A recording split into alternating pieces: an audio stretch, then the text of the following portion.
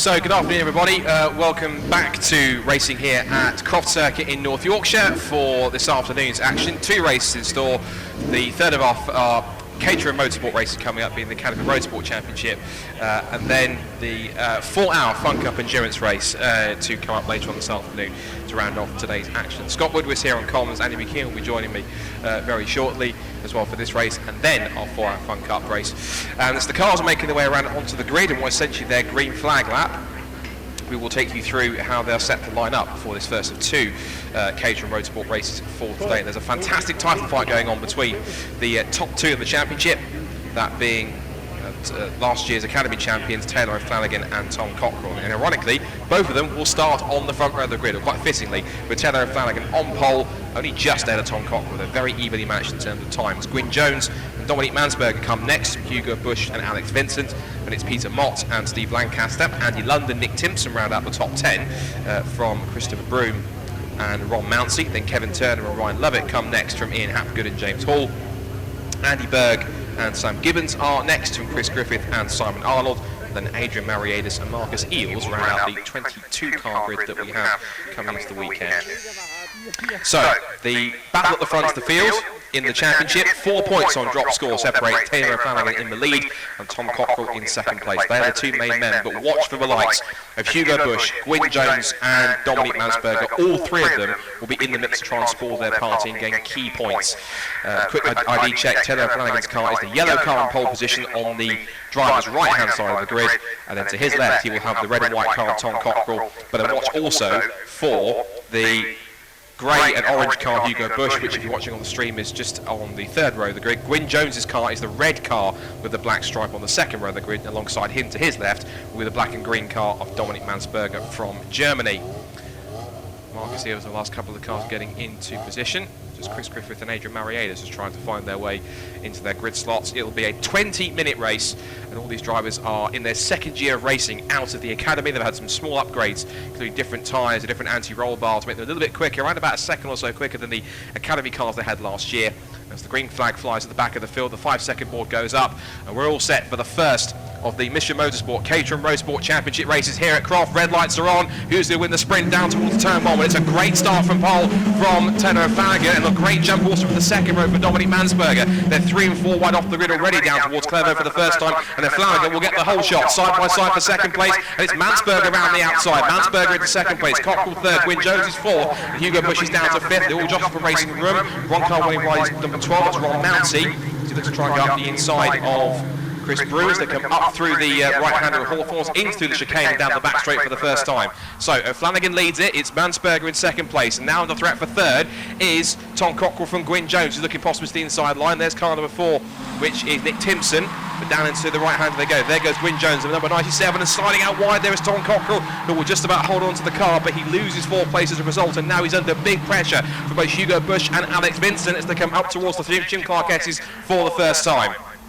So, 20 minutes on the clock, and they're going to head down towards the right-hander at Croft, and then the sunny corners, and there on screen, if you're watching on the live stream, is the yellow car of Taylor O'Flanagan, followed by Mansberger in second place. So these 4 or 5 drivers at the front have been arguably the class of the field. There have been a couple of drivers getting into the mix, such as the likes of Alex Vincent. Nick Timson's been there in many cases as well, but a couple of drivers also starting to find some pace, like Peter Mott and Steve Lancaster. But it's this sort of collective of cars at the front that's been dominating the way. And Taylor O'Flanagan, as we mentioned, one of the 2 Academy champions from last year in 2020, has been the pace setters, and 4 points separate them on those drop scores as we go into this crucial second half of the season. Down the pit straight then, on towards the right-hander at Clervaux for the second top across the line. So Flanagan does indeed lead. It's then Mansberger up to second, Jones third, Cockrell fourth. But then, how long is that going to stay in place? Because here comes Cockrell making a dive up the inside a little bit later on the brakes through the right-hander at Clervaux over that bump in the middle of the apex, which can really unsettle cars and has been unsettling them all the way through qualifying the first couple of races today. Come up through the right-hander at Hawthorns, back onto that back straight, out of the S's, and now it's slipstream aplenty down towards Tower Bend. The top 2 try to break away as we watch Alex Vincent being chased down by 49 Steve Lancaster. Meanwhile, here comes Mansberger, the black and green car, trying to make a move. Back up the inside for third goes Gwyn Jones into Tower. Cockrell will try and hold on around the outside where he slid wide last time. He's got the grip and he's got the confidence on the exit. And Hugo Bush is sniffing around trying to pick up not just one, but two places. They almost go breathe in, three abreast into Jim Clarket's, and it does work for, it's initially worked for Hugo Bush, but the one that really lost out of that was Tom Cockrell. He backed out of it and lost places both to Hugo Bush and to Alex Vincent. So in one move, Cockrell's gone from one lap, he's gone from 4th to 3rd, then back to 4th. They're getting that down to 6th. So he's lost 3 places. Oh, and off the exit of the last corner of the sunny out, Gwyn Jones has lost one of his rear wings. So I think the car was leaning on the exit over the curb. It seems to have smashed that left rear wing and off it's come. So it won't affect him too much aerodynamically, but it'll certainly be a bit of a nuisance that he's a little bit lighter on that car in terms of one of his rear wings has gone. So out of the hairpin come the leaders for the second time. And now the top two are trying to break away already. We're seeing here, I think Steve Lancaster trying to line up Alex Vincent, car number 17, there he is. It's the fastest lap of the race on the first proper flying lap around this time for Dominic Mansberger. So he is nearly 6/10 of a second behind. Meanwhile, Hugo Bush has come under threat from Gwyn Jones, who again goes back up the inside, holds on to the position, and Cockrell thinks, right, I'll get that place back if you don't mind, tries to go up the inside of Bush and can't make it stick. And here comes Alex Vincent in the grey and green machine number 17 as they turn up through the S's, also getting involved there. But 2 yellow cars behind, that's Steve Lancaster and Peter Mott, and that's the battle now it's developing from 3rd all the way down to 8th position in one group. There's the top 2 in front. Now here comes Hugo Bush. He wants that pass to get up the inside through Tom Cockrell and add to his misfortune in the other few laps. And sliding wide and outer, but tower bed is number 96. That's Peter Mott off the road. Loops it around the complete 180, waits for a gap in the traffic, but he'll be down to pretty much last and 22nd position, no doubt. So that's a disaster for Peter Mott after he was running so high in the top 10. He rejoins 20th, I think just ahead of Marcus Arnold and Mariadis, I think, towards the back of the field. Coming up towards the first 5 minutes of completion, and it's still Flanagan from Mansberger. Then it's Gwyn Jones leading on 3rd place, but you've got to be careful on that curve because we did have, I think it was Harry A did exactly the same thing where he ran wide on the exit of Sunny Out, and by hitting the curve, it seemed to smash one of the rear wings off his car, which I thought was it making it look like it looks like a big incident when in fact it's just them losing a piece of bodywork. But nonetheless, it's certainly not something that will certainly hinder him a little bit, and we'll try and make the best of the slightly lighter car he's got underneath him thanks to that lost that rear wing. So there's Taylor and Tom Cockrell on screen to come back across the line to end lap 2, so end lap 3, and it's now Mansberger again with another very fast lap of the race. He's dipped inside the 135s now, 134.957. Now 3rd place battle is still Jones number 97, Hugo Bush in car 22, and it's the Tom Cockrell who is in 5th position in the race, but of course he's 2nd in points coming into the weekend. 4 points between them on those drop scores, and overall scores, before you take you drop any points, there's a gap of 7 points between them. So that's the battle that's going on, and right now it's advantage of Flanagan as Hugo Bush goes for it again up the inside, making a dive into tower on Gwyn Jones on the inside line, and he slots through neatly into now 3rd position. Now the question is, if he can shake Jones and Cockrell off quick enough, can he start to charge along and catch after the 2 cars in front, being Taylor and Flanagan and Dominic Mansberger, who are in a race of their own currently. You see them on screen on the live stream here down towards the complex at Barcroft and into Sunny Inn. But whether or not Hugo Bush can not only just catch them, but whether he'll start to bring the rest of that chasing pack with him remains to be seen. He's got plenty of time to do it, 14 minutes left in order to pull that gap in a little more. Steve Lancaster on screen, that's on car 49, he's back in 7th position. Rest of the top 10 is Andy Lund in 8th, 9th place for Nick Timson and 10th for Christopher Broom. So a strong top 10. Cockrell had a big lock-up heading through the complex and into the hairpin now. He's trying to make a move to try and get back around the outside of Gwyn Jones for 3rd position, but now he finds himself under threat from Alex Vincent, who snuck up the inside and now puts himself level with the Academy champion from last year. He's going to try and steal 5th position from him on the run down towards Clairvaux. There's the top 2. Flanagan from Mansberger, then Bush, and then Gwyn Jones has managed to stay ahead of Tom Cockrell, who in turn has stayed ahead of both Vincent and Steve Lancaster. Lancaster having a look, try and get closer to Vincent to try and take away 6th position. Further back is Nick Timson, who was slow going through Hawthorns, whether he missed a gear or went off the road and had to try and regather it, but he wasn't going quick as he should have been. He's lost out a couple of spots now. He's lost out to cars 5 and 12, so that would have been Chris Broom and Ron Mounsey, so he's dropped behind 2 spots from 9th down to 11th. So less than 13 minutes left to go in this first Caterham Roadsport race. As we say, these cars are in their 2nd year of competition, having been out of the academy, as are the drivers. So this is a championship that's only for academy graduates and rookie drivers for this year, and so this really gives the chance of drivers who compete in both academy groups to race together on track at the same time in a championship scenario, whereas before when they've done that, the first time we got a chance was in the non-championship autumn trophy race, which is usually an annual race which the two academy groups will competing together on one grid for the first time they do so in proper competition.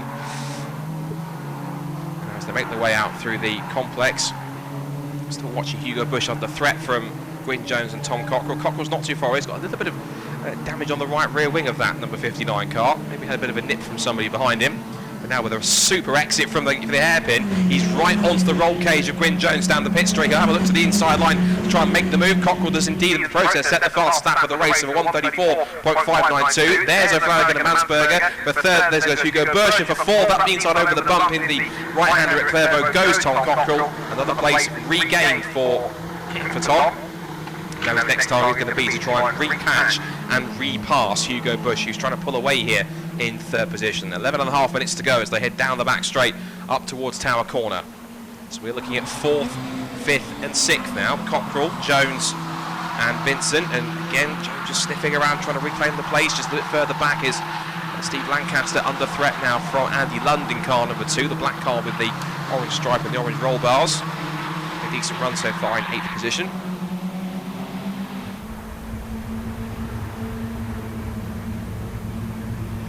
As they come back up towards back into Barcroft again, and Tom Cockrell just closing a little bit more under braking up into the sunny corners. It's a two-part complex of those two corners. There's sunny in and then sunny out, which is obviously quite creatively named, but sunny corners certainly are a double apex right-hander that takes you onto that short back straight and back to this long arcing left-hander that winds you back into the complex, and then the hairpin to end another lap. So we've got a 4-car train battle that you're developing here for that final podium spot. There's a one-on-one duel going on between Lancaster and Andy Lund. This 5-car scrap going on, and this is for further back from 8th down to 12th position, because you've got in this mix now, you've got Ron Mounsey, you've also then got Nick Timson, Christopher Brooms in here, Andy Lovett in car 38 and also in car 27, and that is Turner in the white car with the orange stripe. That's some scraps going on pretty much deep in the midfield, so good to see there's some healthy battling going on. Someone's run wide on the exit of Clairvaux. Some dust being kicked up as they come back through Hawthorns again. At the front, the gap is now just over a second between O'Flanagan and Mansberger, but looking at lap time, Bush is lapping quicker than Mansberger, so trying to close that gap down of about 2 seconds. So if Bush can carry on with some clean laps and possibly bring Cockrell and Jones and co with him, we might see not just a one-on-one duel for the lead, we might see a quintet of cars battling over that first place.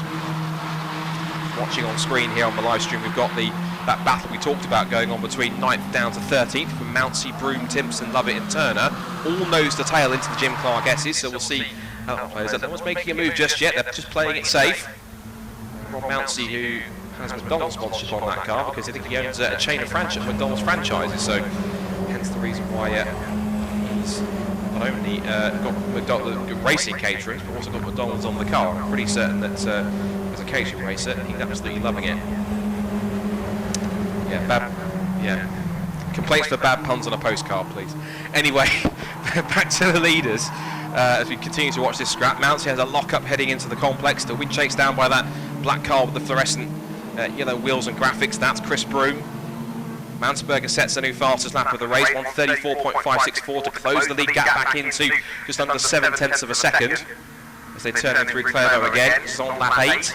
Oh, Hugo Bush with a big slide through Clairvaux. I think he's hit the bump there, which I think ever since the circuit got resurfaced, unless it was there before it was resurfaced, there's a bump right on the apex of Clairvaux. I talked about it just before the race started, and that really has been unsettling, not just cars in Caterham, but Fun Cup as well, all the way through this morning, and it really has given Cockrell a chance to really get onto his tail and have a look for the lead. There's the top two closing back in as Mansberger gets close to O'Flanagan. Meanwhile, Cockrell looks to the outside into Tower Bend, and you can pass around the outside at Tower if you've got enough grip and confidence, which Hugo Bush doesn't appear to have. He's squirming around on the exit, trying to find some traction, but at the same time he's putting his car in all the right places in all the right times, and somehow managing to keep his nose in front.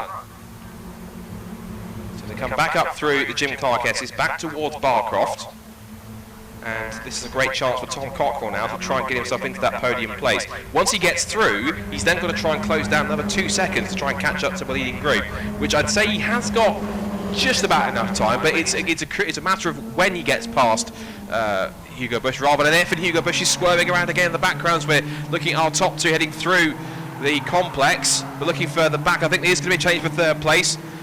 We see now Flanagan and Mansberger. Now there's a slippery surface flag out there, which just is either fluid or something on the circuit, which is either that or that piece of bodywork might be the cause. Meanwhile, here comes Cockrell then for third place. He needs to get past Hugo Bush now, otherwise he'll run out of time to try and catch these two at the front of the field. So Flanagan and Mansberger continue to lead, but for third place, what's happening into turn one? He's going to come out on top. It's Bush for the moment. He clouts the curve, as he says, ahead of Cockrell, who in turn has now been backed up into Gwyn Jones, who in turn is still being backed up into Alex Vincent. So it's third, fourth, fifth and sixth all together as the top two continue to run away. The gap between second and third is now 3.3 seconds. It's all the defending that Bush is having to do from Cockrell and co behind that's losing in time to the cars in front.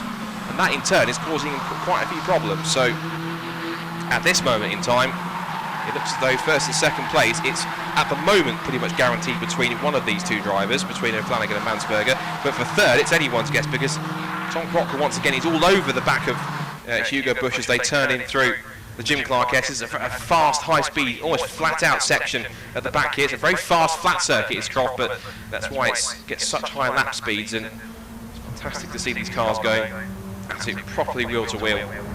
First time we've had Caterham here since 2019, so it's one of the first proper chance they've had a chance to race on this resurfaced Croft, because it was resurfaced a couple of years ago, and that certainly seems to be adding quite a bit more grip to these cars and certainly providing some great action at the front. So Flanagan and Mansberger continue to hold the advantage. We're looking at this scrap for third down to sixth, still with Hugo Bush.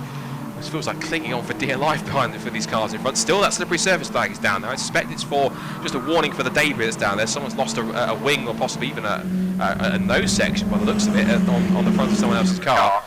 5.5 minutes to go, and still that lap of the third will not calm down. There goes the top two, out through Caterham again. Lap 10 in this race now. Another big sideways moment there for Hugo Bush, really throwing the car around, and Cockrell had to stand up the brakes a little bit there, not to go straight to the back of Bush on the entry into Hawthorns. They come back in through the S's, using all the curb, and now that run down the back straight, and again Cockrell will get in that slipstream. A massive slingshot on the run down towards Tower Bend. It looks like he might have had an advantage, but he pulled out for a second, and now Cockrell tries to go to the inside. Bush sweeps right to the inside line to defend, forcing Cockrell to go a long way around into Tower Bend, but he has to try and get through if he can hold on to the outside line, which he has. Oh, there's contact! Round goes Hugo Bush. There was contact with Bush and Cockrell, and I suspect possibly maybe it was Cockrell trying to keep himself on the racing line and trying to get himself, because if he found himself on the outside line at Tower Bend, and then Bush tries to take his normal racing line and tries to defend, but because Cockrell almost had two wheels onto the guard, he tried to come off, didn't realise he was that far alongside. The pair made contact, and sadly Hugo Bush has dropped down, I think, just outside the top 10, whereas Tom Cockrell has carried on. But I'm sure it's not the way he wants to get past Hugo Bush, and Hugo might feel a bit aggrieved at that. But I think we'll let the stewards decide if there's any repercussions for that one. Meanwhile, the top two remain unchanged, completely unscathed and completely unbeknownst to the top two that instant for third place has happened. But Hugo Bush will carry on then, and I think it was minimal damage. It was just an interlocking of wheels between the two, and I think they would have got away with it without relatively any damage. Tom Cockrell's car looks pretty much unchanged at the front, so no real changes between them. But Flanagan will certainly take comfort from the fact that he's taking more points out of his main rival Tom Cockrell, who is back in third. That will be a little bit of damage limitation in terms of trying to keep up. He will try and push on, but given the fact the gap is 5 seconds between Cockrell and Mansberger in second place, and with the top two as close as they are, I can't quite see Cockrell trying to close in here with enough time, unless he puts in some incredibly quick laps and sets a string of new fastest laps. I can't see him catching up to these two in time. Certainly give it a good go, but I think possibly the damage of the gap that's been pulled out has already been done. So all he can really do is pull away from these two battling for fourth and fifth, that being Gwyn Jones and Alex Vincent, and trying to solidify that final podium place to get back the points to go with it. There is Cockrell. He's had a quite strong run through the season, of course, back and forth. He's had his fair share of wins, as has O'Flanagan and co. It certainly has proved to be an incredibly competitive season in the Roadsports. There's a battle further back. That's James Hall battling with Andy Berg, and Sam Gibbons isn't too far away from him. This is a scrap from just ahead of them that we've got Ian Hapgood, so 15th down to 18th, having a good scrap towards the base of the field. So deep in the second half of the pack, we've got some great battles going on further down. So it looks like just trying to close in there is James Hall, who he's had his moments so far this season. He's had one or two moments up towards the sharp end, but he's just not quite finding the pace here this weekend so far at Croft. He's back down in 16th position. And now there's a scrap there. Andy Berger's trying to get up the inside of James Hall. Couldn't quite make that stick, but he's going to try and hold around the outside and Sam Gibbons gets a good view here of this battle that's going on, and he will certainly be there to pick up the pieces if anything happens.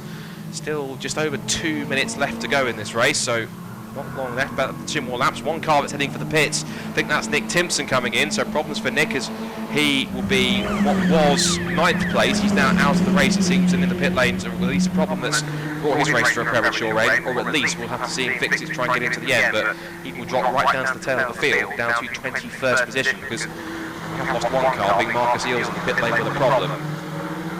So a minute and 40 left on the clock in this first Mission Motorsport Caterham Roadsport Championship race, and it's still Taylor O'Flanagan who leads by 0.6 of a second, and Cockrell, who is still 5.4 seconds back and surviving that contact with Hugo Bush on the exit of Tower Bend. He's managed to hold on to that final podium place, and he will do everything he can to make sure he's bagging a strong amount of points. So again, looking a little bit further back, that is car 51. That is Simon Arnold. He's back in 19th position at the moment, so he's in a bit of a race of his own here. I think we could do with seeing the leaders in a second, because not only is O'Flanagan set a new fast lap of the race, and Mansberger's on a similar sort of pace, they're going to go on to the last lap to possibly try and settle this. Meanwhile, Ryan Lovett's having a bit of a battle here, having under threat from Ron Mounsey. As we look back to our race leaders, so Flanagan's got a slightly bigger gap this time now. The gap is now just over a second, as Mansberger lost about 0.3 of a second on that last lap. Both lapping pretty strongly in the 135s. Gwyn Jones has just put in a new personal best, 134.6, so he's got the gap down between himself and Cockrell to 1.4 seconds in the end, but Taylor Flanagan's been here before. He's been a pretty commanding race winner when he's been towards the front, and even though Mansberger has pushed him hard and had his moments in the sun as well, Flanagan is starting to carrying on, taking just that another step closer towards this potential Roadsport title. If you look at the amount of times that Flanagan's taken a victory, won a bit of a win drought. He actually picked up his second and third wins of the season last time at Brands Hatch, because he finished he was either second or fourth. He couldn't finish third in the races between the first race at Donington Park and then the doubleheader that we had at Brands Hatch last time. It was pretty much alternating, being from the first race at Donington he picked up a fourth, a second, a fourth, and then 2 seconds at Silverstone before the 2 wins at Brands Hatch. And as he turns in through to the complex the final time, Mansberger will close in, but I think bar any dramas at the final corner, touch wood, I think we should be seeing him pick up his 4th win of the season. And Mansberger will get close under brakes, but it won't be close enough as he heads up towards the checkered flag for the 4th time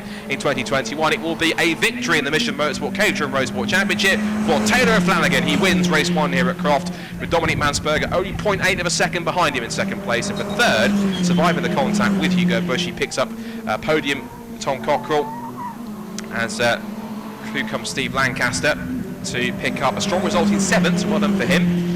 He finishes by Andy London 6th, Alex Vincent in 5th, and Gwyn Jones picks up 4th. And they're still battling at the final corner, because Ryan Lovett is just ahead of Chris Broom, who has quite literally bamboozled Ron Mounsey at the final corner and stolen the position from him. So it looks like Broom has managed to pinch the final top 10 spot from Mounsey.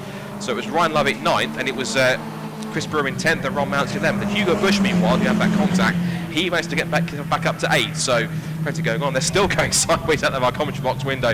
Adrian Marietta's got very all crossed up in front of, rather bemused. He was in front of, I think it was the 20 of Chris Griffith. So very bemused in front of him, but they still managed to get to the flag and pick up 19th and 20th places, with Marietta's ahead of Griffith. The 2 cars we lost were Timson and Eels. Timson after he pitted, and then Eels before that. I think Eels was the one that lost his nose section, because that's the car that was possibly sat down at the head, which the marshals are going to pick up before our next race this afternoon.